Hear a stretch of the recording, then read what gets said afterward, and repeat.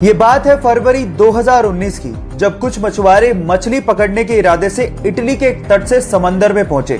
जब वो समंदर के बीचों बीच थे तो उन्हें कुछ दूरी पर कुछ तैरता हुआ दिखा। शुरू में तो उन्हें लगा कि शायद ये कुछ लकड़ी के टुकड़े हैं, लेकिन जब पास जाके उन्होंने देखा तो वो ये देख के हैरान रह गए कि वहां पर दो हिरन तैर रहे थे। Oh my God! अब ये हिरन समंदर के बीचों बीच कैसे पहुंचे, ये आज तक एक रहस्य है।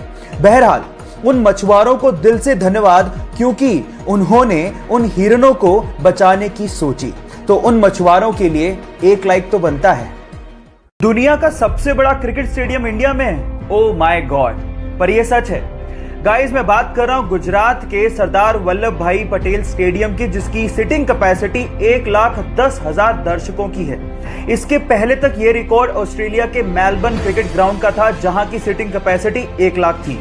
इसकी खास बात यह है कि ये 63 एकड़ में फैला हुआ है और यहाँ पर 4 ड्रेसिंग रूम्स बनाए गए, मतलब एक समय पे 4 क्रिकेट टीमें एक साथ यहाँ पर ठहर सकती हैं। इसके अलावा अगर यहाँ पर बारिश हो गई तो यहाँ पर ड्रेनिंग सिस्टम बनाया गया, जिसके थ्रू इस मैदान को 30 मिनट के अंदर फिर से खेलने के लिए तैयार किया जा सकता है।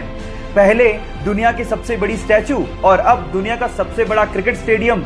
Yes, proud to be an Indian guys. इस दुनिया में बहुत सी ऐसी खूबसूरत चीजें हैं जिसे हमें मरने से पहले जरूर देखना चाहिए।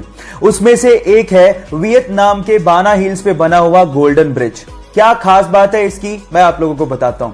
सोशल मीडिया पे फेमस इस गोल्डन ब्रिज को 2 कंक्रीट के हाथों ने थामा हुआ है। पूरा का पूरा ब्रिज इन हाथों पे टिका हुआ है और लोग इसे ईश्वरीय हाथों का दर्जा दे रहे हैं।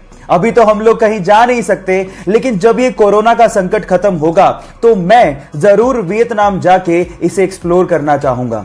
आप लोग कहां जाना चाहेंगे, जरूर लिखिएगा। 2016 में ऑस्ट्रेलिया से मार्क नाम का एक लड़का अपने पिता को लेकर जैसे ही हिंद महासागर में मछली पकड़ने के लिए पहुंचा तो कुछ दूरी पर उन्हें पिंक कलर की बोल नुमा एक बहुत बड़ी सी चीज दिखाई दी। शुरू में तो उन्हें लगा कि शायद कोई नाव पलट गई है, लेकिन थोड़ा पास गए तो समझ में आया ये नाव तो नहीं है, लेकिन बहुत अजीब सी चीज थी। लेकिन जब बिल्कुल पास पहुंचे तो उन्हें समझ में आ गया था कि व्हेल की डेड बॉडी है। अगर आपको इन फ्यूचर कुछ ऐसा दिखे तो तुरंत उसे दूर भाग जाइए, नहीं तो आपकी जान भी जा सकती है। होता कुछ यूं है कि व्हेल के मरने के बाद उसके अंदर के बैक्टीरिया गैस प्रोड्यूस करने लगते हैं। अब चमड़ी मोटी होने की वजह से वो गैस बाहर नहीं निकल पाती और प्रेशर बढ़ने की वजह से वो फट पड़ती है। अब अगर ऐसा कुछ दिखे इन फ्यूचर तो सावधान जरूर रहिएगा।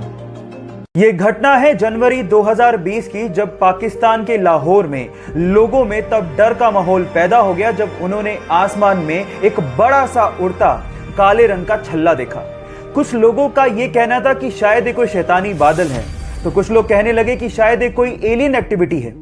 यही सेम काला छल्ला इंग्लैंड में भी देखने को मिला और यही सेम काला छल्ला कैलिफोर्निया में भी देखने को मिला। कुछ लोगों का कहना था कि शायद ये आग से निकले काले धुएं की वजह से बना हुआ हो सकता है, लेकिन दमकल कर्मियों का कहना था कि जब ये छल्ला दिखा तो आग लगने की कोई घटना हुई ही नहीं थी। तब ये क्या है गाइस? बहुत सारी इस धरती पर ऐसी रहस्यमयी घटनाएं होती हैं जिसका जवाब विज्ञान के पास भी नहीं है। महज 5 साल की उम्र में उसने अपने पिताजी को खो दिया। घर की और छोटे भाई बहन की जिम्मेदारी होने की वजह से उसने खाना बनाना सीखा और महज 7 साल की उम्र में उसने खाना स्पेशली चिकन बनाना सीख लिया था। लेकिन जब भी वो जॉब के लिए बाहर जाता उसे ठोकरें ही मिलती। जॉब ना होने की वजह से शादी के बाद उसकी पत्नी भी उसका साथ छोड़ के चली गई और 60 साल की उम्र तक आते आते अपना पेट पालने के अलावा उसने कुछ नहीं किया। लेकिन जब रिटायरमेंट का वक्त था तो उसमें जुनूनियत जाग गई और उसके बाद अपनी यूनिक चिकन रेसिपी की वजह से उसने एक ऐसा रेस्टोरेंट शुरू किया जिसकी आज पूरे विश्व में 118 देशों में चेन्स हैं। यस गाइस, मैं बात कर रहा हूं KFC restaurant owner colonel Harland Sanders की। गाइस, ये बात आप याद रखिए कि अगर आपको किसी चीज के लिए जुनूनियत है तो उम्र कभी मायने नहीं रखती। गाइस, इस वीडियो को देख के मेरा दिल पसीज गया है, सच बता रहा हूं। कोरोना से लड़ने के लिए और इन मरीजों की सेवा करने के लिए डॉक्टर्स लोग अपनी जान हथेली पे रख के पूरे दिन अपना फर्ज निभा रहे हैं। पूरे दिन मास्क पहनना पड़ता है और उसके बाद जब उसको निकालते हैं तो ऐसी हालत हो जाती है। इसको देख के मुझे ऐसा लगता है कि शायद हम लोग बहुत ज्यादा सेल्फिश हैं। हमें कोरोना ना हो इसके लिए घर पे बैठने को गुजारिश की गई, कहा गया, लेकिन हम लोग हैं कि टिकते ही नहीं। घर पे बैठिए, ताकि इन डॉक्टर्स लोगों को भी अपने घर जाने का समय मिल सके। कोरोना के पेशेंट कम होंगे तब तो ये लोग घर जा पाएंगे। समझिए, घर बैठिए।